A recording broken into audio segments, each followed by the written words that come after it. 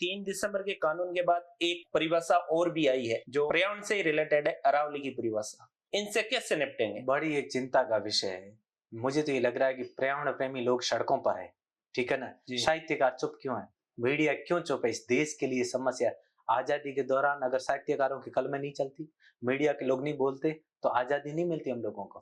और आजाद भारत के अंदर गुलामी के जो कानून बन रहे हैं, हमारे भविष्य को हम गर्त में खुद ही शिकंजे में डालने की कोशिश कर रहे हैं। ये पॉलिसी बनाता कौन है? ब्यूरोक्रेसी के लोग बनाते हैं या फिर डेमोक्रेसी से गए हुए लोग बनाते हैं? इस देश के लिए चुनौती और चिंतनीय विषय है। मैं कहता हूँ कोई फर्क नहीं पड़ता किसी राजनीतिक में, अलग अलग राजनीतिक विचारधारा के लोग रहेंगे और जो ज्यादा होगा इस देश में शासन करेगा। चिंता इस बात की है कि आप जन कल्याणकारी योजनाएं बनाओ। अरावली सबसे पुरानी पर्वत श्रृंखलाओं में से एक है और आपने देखा होगा इस अरावली भले ही हवाओं मानसूनी हवाओं के समानांतर है, मानसूनी हवाओं को रोक तो नहीं पा रही है, लेकिन हिमालय से टकराने के बाद जो बारिश जब होती है ना, बारिश जब होती है, वो बारिश सब सारी जितनी नदियां निकलती है राजस्थान के अंदर, अरावली से निकलती है, हमारे आसपास की, जब अरावली से जो निकलती है तो यहाँ खेती, कुओं का पानी ऊपर होना, ये सब सारा कैसे हो रहा है?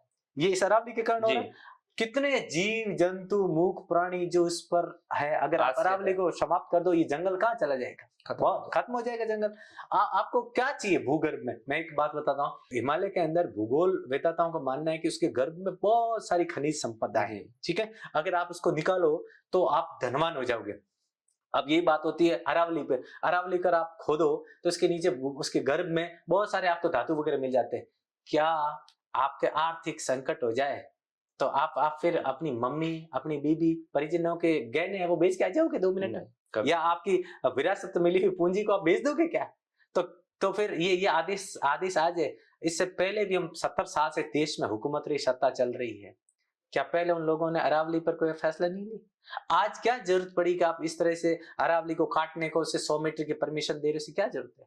आप कोर्ट का हवाला दे रहे हो, कोर्ट के अंदर आप रिपोर्ट कैसी पेश कर रहे हैं? कोर्ट तो फाइलों पर जजमेंट करता है ना। आप सरकार को चाहिए कि आपने जो कमेटी बनाई है उसमें क्या वो उद्योगपतियों से मिले हुए तो नहीं है? ये भी तो देखने का विषय है ना। अगर ऐसे लोगों से आप मिलकर के प्लान बना दो और फिर कोर्ट में आप अपना हल्फनामा दे दो और कोर्ट को भ्रमित करने वाली रिपोर्ट प्रस्तुत कर दो और पैरोकारी ना हो, तो कोर्ट तो उस रिपोर्ट पर जजमेंट देगा।